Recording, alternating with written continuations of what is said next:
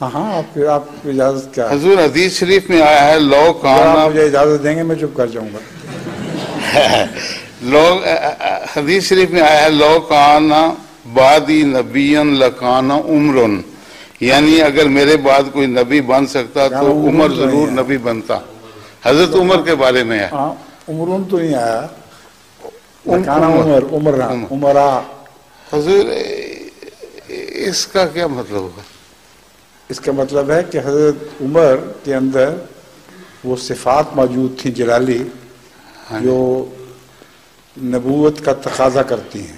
جی. اور حضرت ابو بکر اب ویسے مرتبے میں آپ سے افضل تھے اور ان کے اندر وہ جلالی صفات نہیں تھیں، اس لیے حضرت ابو بکر کا نام نہیں لیا حضرت رسول اللہ صلی اللہ علیہ وسلم نے، بلکہ حضرت عمر کا نام لیا ہے.